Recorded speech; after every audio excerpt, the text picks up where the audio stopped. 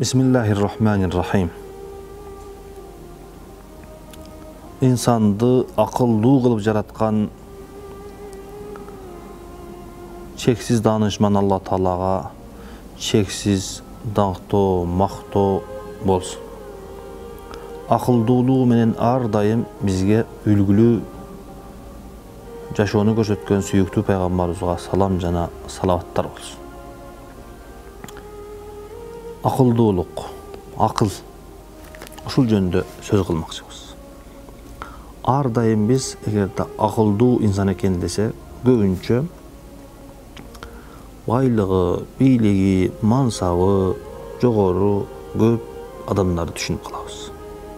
Kanday adam eken dese akıllı adam eken, sebebi çoğ mansapka iyi boluptur. Kanday adam eken, bay adam eken, sebebi akıllı adam eken.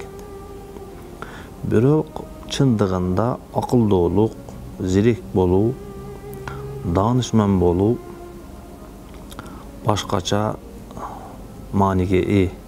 Чындыгында акылдуулук башка нерсе. Биз көпчүлүгүбүз ойлогондой байлыкта, бийликте, мансапта эмес. Балким акылдуулук, danışmanlık күнүмдүк жашоодо, мамиледе көргөзө турган нерсе. Андыктан Умар ибн Хаттаб, Аллах андан ыраазы болсун, мындай дейт. Акылун наси азарухум линнас.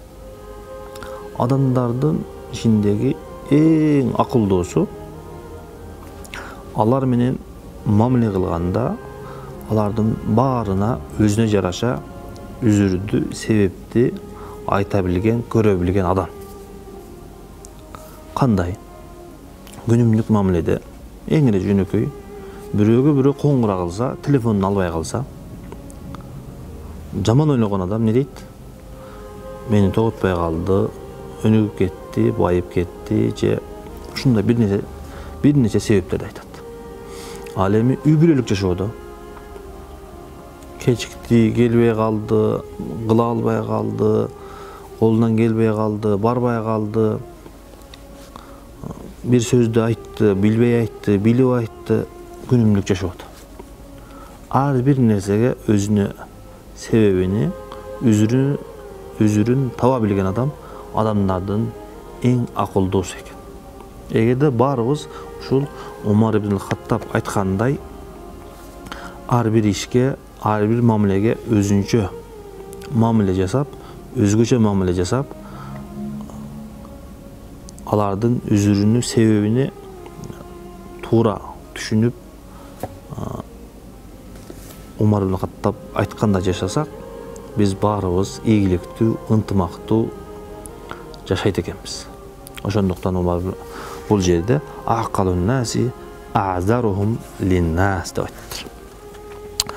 Муавия ибн Суфиян айтат, Аллах андан ыраазы болсун, ал аклу микиялун. Sulusuhu fitna ve zeka ve sulusahu tagaful. Akıl 3 bölükten turat deydi. Anın bir bölügü akıldooluk, zirektүүлүк, ar dayım oygo zirek bolup turgandyk deydi. Ar bir nerseni toora bağlap bilүү deydi. Akıldın 2 bölügü tagaful. Görmöksön boluu, göz yumgandыкta deydi. Demek akıldуулук ar bir katany, ar bir kemçilikti ayta bilүү, jarыя salуу emes, balkim göz yumup koyuudu eken. Anı oңдоп, тууралап койбоо emes, balkim anı görmөмүшкө салып, anı ачык айтпай, оңдоп, тарбиялап коюуда. Бұл сөз эмне үчүн айтылган? Көпчүлүк убакта достор менен мамиледе көп жүргөн адамдар менен өзүбүздүн үй бүлөбүздө, ата-энебиз менен, бир туугандар менен болгон мамиледе ушул акылдуулукту байкасаңыз болот. Эгерде ата-энеңиздин ар бир айткан сөзүндө, баскан турумунда кемчиликти издей берсеңиз, кантип ата-энеңиз менен мамиле кыласыз? bir tuğanыңыз менен мамиле кылганыңызда алардын ар бир кемчилигини сүйлөгөн сөзүндө баскан турганында келген кеткенинде кемчиликтерди карай берген болсоңуз кандай мамиле кыласыз? Үй бүлөңүздө бала чагаңыз менен ар биринин кемчилигине ордунда көңүл бура берген болгон болсоңуз кантип мамиле кыласыз? Ошондуктан бул жерде акылдын эки бөлүгү көз жумгандыкта аны таштап коюу же болбосо аны оңдобой коюу эмес, балким аны көрмөксөн болуп, убагы келгенде ылайыктуу убакта керек жерде оңдоп, түздөп коюу. Алла Таала барыбызды данышмандуу, өзүнүн сүйүктүү, акылдуу кулдарынан кылган болсун.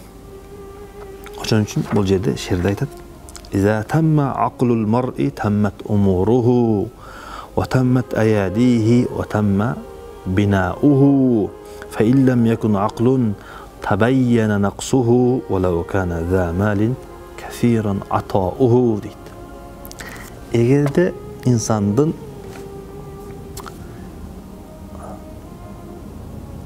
denesi, müçülörü toluk bolat deydi. Hiç kanday kemçiliksiz kılgan mamilesi, жүрүм туруму, кылган иши, айткан сөзү бардыгы данышмандыкка, жакшылыкка толгон болот. Эгерде анын акылы толук болса дейт. Бирок бере турган берешендиги көп, мал мүлкү көп болуп, берешендик кылып, ага берип, буга берип, ушундай көп жакшы иштерди кылса дагы дейт. Бирок акылы кем болгон болсо, бир жерде болбосо, бир жерде ачык болуп көрүнүп калат дейт. Демек, инсандын акылы толук болсо, анын бардык жери толук кемчиликсиз болот экен. Ошон үчүн бул жерде Суфиян Саури деген имам айтат: эгерде инсандын акылында ушул 10 нерсе табылса, ал акылдуу, данышман адам деп айтылат дейт. Ал кандай сыпаттар десе мындай дейт: Якунул кибру минху мa'мунан. Адамдын эң акылы төмөн экендигине, акылсыз экендигине далалат кыла турган нерсе ал-уджб, өзүнө өзү таң калуу. Мен киммин деп өзүнө өзү жогору сезүү. Адамдардын баарынан, ушулардын баарынан мен эң жакшысымын, эң акылдуусумун, эң таквасымын, эң ушулардан эң таанылганы менмин деп адам менсип өзүнө жогору көрүү, жогору сезүү бул адамдын акылынын аздыгынан кабар берет экен. Вал хайру минху мa'мулан. Ал адамдан азыр балким мага жакшылык тийбей турат. Балким азыр ал адамда жакшылык жоктур. Бирок ал адамдан эртең бир күн келечекте жакшылык чыгат деп жакшылык ал адамдан үмүт кылынып турган болсо, демек ал адамдын акылы толук, данышман. Яхтади бимен каблаху ва хува имамун лиман бa'даху. Өзүнө мурункуларга ээрчип, алардын акылдуулугун, данышмандыгын, осияттарын алат дагы, андан кийинки өзүнөн кийинки адамдарга үлгү, ал адамга башка адамдар ээрчий турган адам болот дейт. Ва хатта якуна зуллу фи таатилла ахабба илейхи минал иззи фи маасиятилла. Эгерде ошол адамдын акылында Алла Тааланын ибадатында, Алла Тааланын буйругунда өзүнү пас сезүү, өзүнү төмөн сезүү ал адам үчүн сүйүктүү болуп, Алла Таалага күнөө кылуудагы, чыргалчылыктагы башыны көтөрүү ал үчүн эң жете турган жыргалчылык эмес, балким ал үчүн Алла Тааланын ибадаты, Алла Тааланын буйругун аткаруу ал үчүн сүйүктүүрөөк болгон болсо, демек ал адамдын акылы толук экен. Сиз үчүн, мен үчүн эгерде Алла Таалага жакындуу, анын айтканын кылуу, буйругун аткаруу, ошол жерде Алла Тааланын астында пас болуу, күнөөгө караганда, күнөөнүн жыргалчылыгына караганда сүйүктүүрөөк болсо, ошондо биздин акылыбыз толук болгондугу билинет экен. وحتى يكون الفقر في الحلال أحب إليه من الغنى في الحرام. Adal emes bayudan, adal emes jırgalçılıktan, adal emes yaşoodon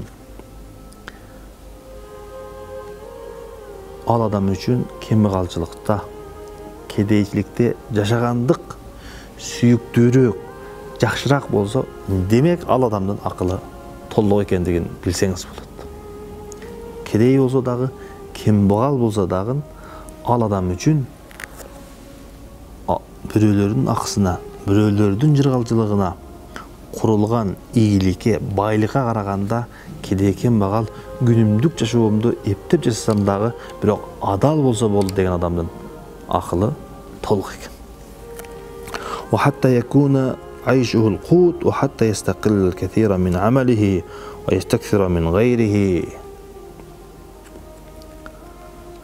Özünün kılgan işini anı ötö köp sezbestен. Men ötö köp iş kıldım, köp ibadat kıldım, köp jakşılık kıldım, köp ihsan kıldım, adamlarga jardam berdim, anday kıldım, mындай kıldım dep özünün kılgan işlerini көбөйтүп, кайра көбөйтпөстөн, balkim men işim kılgan işim az, men oylogондой эмес, Алла Таалам талап кылгандай эмес деп özünün kılgan işin, сооптуу иштерин, жакшылык иштерин, ибадаттарыны аз кылып, башкалардын ошондой кылган ибадаттарын, жакшы ихсандарын, садакаларын, Алла Таалага жакындаган иштерини көбүрөөк көргөн болсок, демек биздин акылыбыз толук экен. Ал адам үйдөн чыкканда яхруджу мин бейтихи фала ястакбилуху ахадун минен нас илля раа аннаху дунаху. 10-нчусу, ал адам үйүнөн чыкканда андан башка баардык адамдар ал адамдан алдыда экен, ийгиликтүү экен, Кудайга жакыныраак экен, жакшы ишти, жакшы амалды көбүрөөк кылат экен деп адамдардын баарын кадыр баркын көрө билген адам эң акылдуу адам экен. Алла Таалам барыбыздын акылдарыбызды нурлантып, барыбыздын акылыбызды ушундай толук акылдуу кылган болсун. Имам Шафии айтат, кандай адамды акылдуу адам деп айтабыз десе, ал-акилу ман акалаху акылуху ан кулли мазмум. Кайсы адамды эң акылдуу, даанышман адам деп айтабыз дегенде, бардык жамандыктардан ал адамдын акылы жамандыктардан бутуну тушап койсо, колуну кишендеп койсо, тилини эки тишинин ортосуна камап койсо, көзүнү жумдуруп койсо, демек ал адамды биз акылдуу, акылы толук деп айтат экенбиз. Ошон үчүн Имам Шафии акылдуу адам бардык жамандыктардан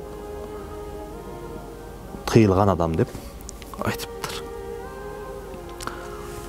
Акылдуу адамдын дагы бир белгилери иза таммал акыл нақсал калам.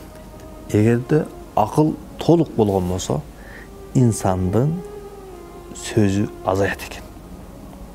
Себеби айтылган сөз атылган ок дегендей, ар бир айтылган сөзгө жооп берилет экен.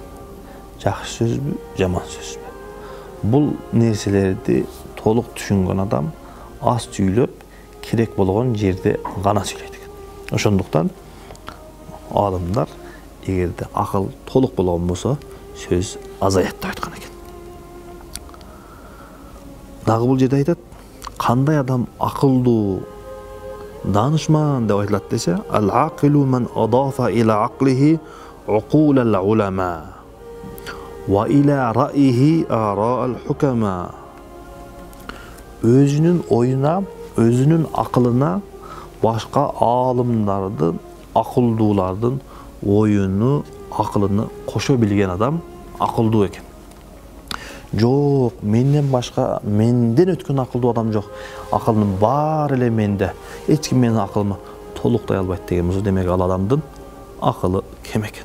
Акылында кемчилик бар экен. Башка аалымдардын сөзүнү, башка аалымдардын тажрыйбаларыны, акылдарыны өзүнүн тажрыйбасына, акылына, оюна кошо билген адам акылы толук адам экен. Алла Таалам барыбызды акылдуу, данышмандуу, данышман адамдардан кылган болсун. Акылдуу адам дейт, алымдар айтат. Абу Хатим деген алым айтат бул жерде. Акылдуу адам 3 нерседен оолак болуусу керек. 3 нерседен алыс болуш керек дейт. Өтө ашыкча күлгөндүк, өзү күчү жетпеген же болбогон нерселерди эңсөөдөн жана маалыматтарды кандай нерсенин болбосун аныктабай туруп айткандыктан же кылгандыктан алыс болуш керек дейт. Ушул 3 нерседен алыс болгон болсо, адамдын акылы толук бойдон калат дейт. Ушул 3 нерседе адам тездик менен мамиле кылган болсо, ал адамдын акылын буза турган ушул нерселер дейт.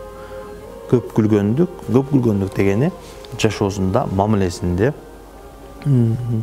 жидди араб тилинде жиддия деп коет, мындай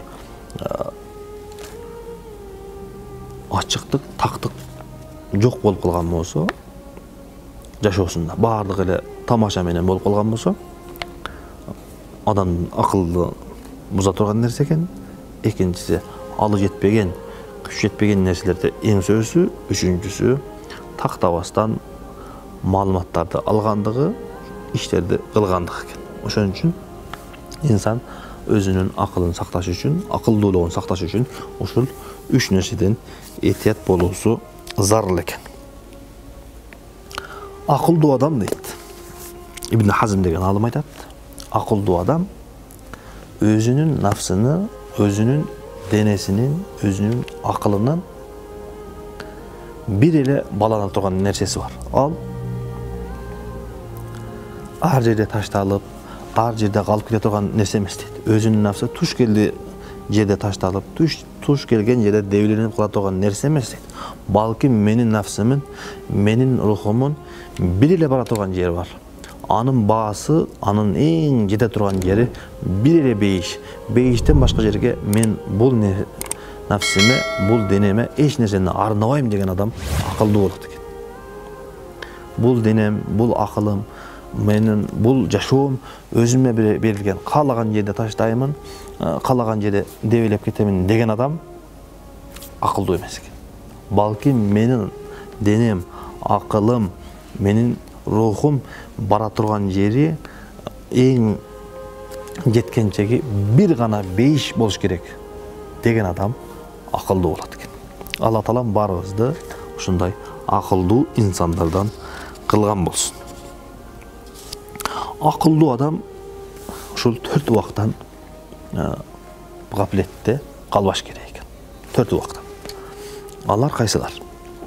Саатун юнажи фиха раббаху.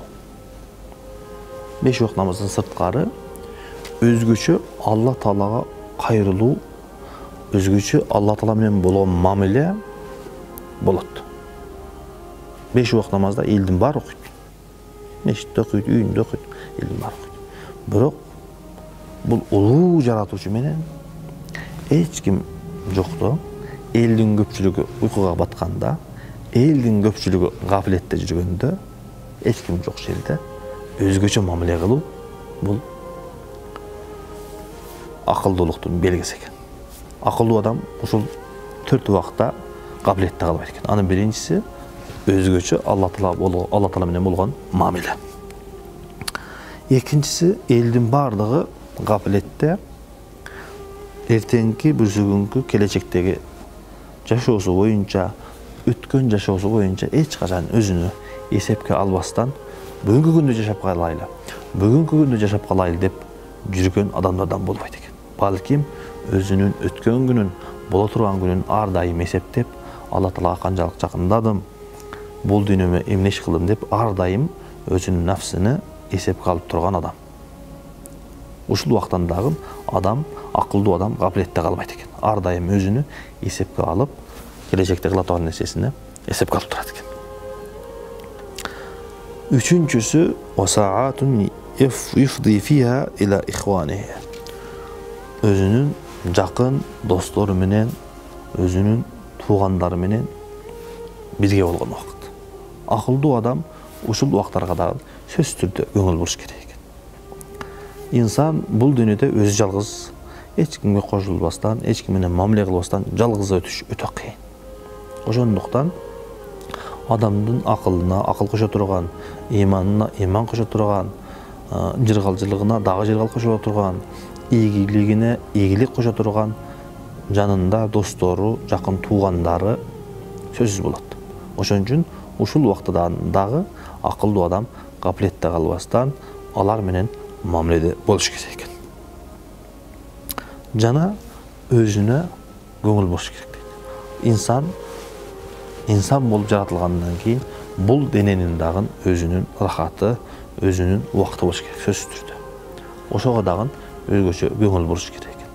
Jegen içkininde, giygen giyiminde, üy büdösü menen bolgondo, bala çakası menen bolgondo, ata enesi menen bolgondo özgöçө wagt bölüş керек экен. Demek akıllı adam uşul 4 ubaktan gafletте kalbaş керек эken. Allah Taalam barыбызды gafletте kalganlardan kılbagan bolsun. Bugünkü gündө eň ele açık aygan görünüp turgan nerselerden biri akıllı adam şul 3 nersege көңүл burбастан anamız kıldap je bolsam ошол 3 nersege мындай көңүлгө албастан таштап койбойт дейт. Жана аларды кандай десем, өз кадырын, баркыны ордуна койбойт дейт. Акылдуу адам. Алар алымдар. Аларды кемсинтүү, аларга көңүл бурбай коюу, аларды тоготпой коюу адамдын акыретине алып кете турган нерсе экен. Демек, алымдарды, илимдүүлөрдү кадырлаш керек, бакташ керек, аларды сыйлаш керек. Жана башчыларды тоготпой коюу, алардын сөзүн укпай коюу адамдын бул дүйнөсүн алып кетет экен. Башчыларга баш ийбесең, бул дүйнөң кетет экен. Үчүнчүсү өзүнүн жакын достору. Кимде-ким өзүнүн жакын досторун тоготпосо, аларга көңүл бурбаса, алардын бардыгы артта калды, мен алда кеттим деп, алардын кадыр баркын билбеген болсо, ал адамдын чыныгы муруаты, ал адамдын чыныгы акылдуулугу, ал адамдын адеп аклагынын жогорулугу кетет экен. Алла Таала барыбыздын акылыбызды толук кылып, акылдарыбызды нурлуу кылып, бул кыска дүйнөдө акылдуулук менен, данышмандык менен жашаган өзүнүн сүйүктүү кулдарынан кылган болсун. Ассаламу алейкум ва рахматуллахи ва баракат.